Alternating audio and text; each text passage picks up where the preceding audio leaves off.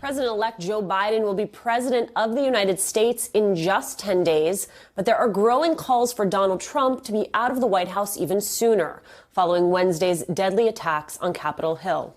Today, Senator Pat Toomey became the second Republican senator to call on Donald Trump to resign. Since we know Trump will not, there's invoking the 25th Amendment, which only his cabinet could do. That likely won't happen either, leaving Democrats with their only option, which begins tomorrow, introducing one article of impeachment against Donald Trump for incitement of insurrection. While we don't know how many Republicans will support impeachment, we do know there is anger in the party, including from Republicans who've spent the past 4 years enabling Trump at every turn. But not everyone is buying their 11th hour outrage. People like President Obama's HUD Secretary Julián Castro, who warned of Donald Trump's dangerous rhetoric when he ran for president. President Trump, you referred to countries as shitholes. You urged American congresswomen to go back to where they came from. You called immigrants rapists. As we saw in El Paso, Americans were killed because you stoked the fire of racists. Innocent people were shot down because they looked different from you. Because they look like me. They look like my family. Words have consequences. Ya basta. Secretary Castro joins me now. Secretary, good to see you. I want you to take a listen to what Mick Mulvaney, Donald Trump's former chief of staff, said just this morning on Meet the Press. Take a listen. Yes, the rhetoric was very high and very, very fiery. You and I both know, however, that American politicians do this on a regular basis. I could pull you similar clips of Maxine Waters telling people to take to the streets. It's different, though, when, as you said in your entry, that people took him literally. I never thought I'd see that. I'd never thought I'd see a day in our country where people from any side of the political spectrum would storm the Capitol in order to intentionally stop the constitutional transfer of power. Secretary, why are Republican legislators and cabinet members unwilling to admit that Trump's own words directly led to horrific events? And are they culpable? Well, I think they have different reasons. For some of them, they're still trying to curry favor with Trump's base. I put folks like Josh Hawley and Ted Cruz and the other senators who continued to object to the certification of the election in that camp.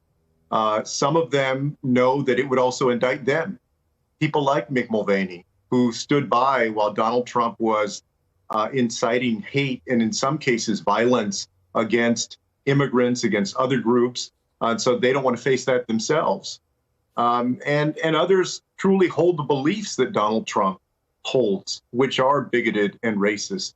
But either way, as you noted, Alicia, I mean, this has been clear what this man is for a very long time. And even before he ran for president, whether it was essentially calling for the death penalty for 5 young men who did not commit a crime in Central Park in 1989, or any number of other things, this is just the latest in a pattern of behavior of inciting others to violence, or at least stirring up the passions of people, and essentially sanctioning views that lead to violence.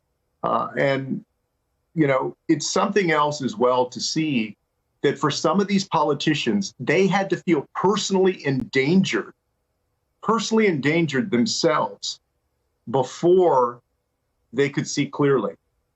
You expect more from people in a position of public trust than that. I guess at the end of the day, it's better late than never. But it's also still clear that a lot of those Republicans, both elected officials and just the Republican base, still will not hold Donald Trump to account for everything that he has done. And to me, what that means is that the Republican Party, as we know it, should not exist as a party. It needs a fundamental transformation or a different party. Trump is planning to visit the Rio Grande Valley. You're in your home state this week. What is the direct effect of Donald Trump's actions and words on that community? Because we know he is going to tell one story. What is the story you want people to know? What I want people to know is that so many of those communities down there on the border are safe communities. They're communities where people of different backgrounds have worked well together, have lived well together for generations. They're bilingual, bicultural communities. And this is his old standby. Anytime he's in political hot water, anytime he's losing some of his base, he's losing some support, even among Republicans, which clearly in the last few days he has lost some support. He goes right back to that red meat. And that red meat is stirring up hate, especially against brown immigrants. He started his campaign off like that in 2015 when he came down that escalator and called Mexican immigrants criminals and rapists. And he's ending his presidency by trying to stoke that same passion, that same hate and bigotry toward brown immigrants. That's as plain as day, and people can try and sugarcoat it any way they want. But at the end of the day, that's what this man has been about. It has defined who he has been as president.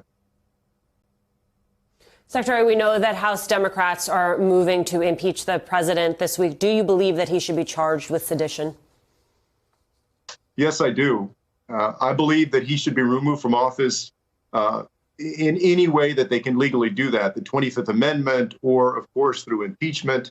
I actually don't believe that it matters that he only has, less than 2 weeks left in office, because there needs to be accountability for him inciting insurrection. If you don't hold this president accountable right now, you're sending a message to future leaders, to future megalomaniacs, that it's okay to commit crimes, to try and incite violence against your fellow public servants, to try and overthrow a legitimately elected government.